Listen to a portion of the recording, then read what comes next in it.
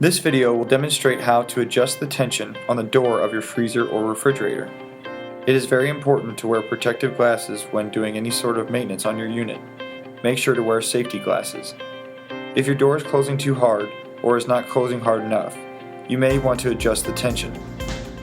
The pin adjustment is located on top of the door on the cabinet. Tools you may need for this project include a small screwdriver or Allen wrench and vice grips or pliers.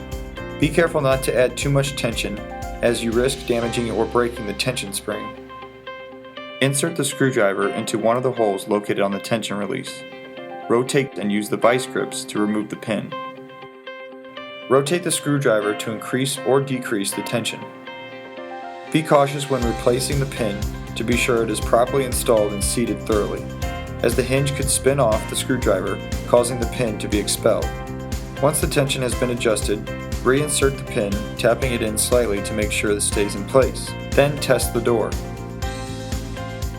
For additional assistance or questions, please contact True's Technical Service Department at 1-800-325-6152.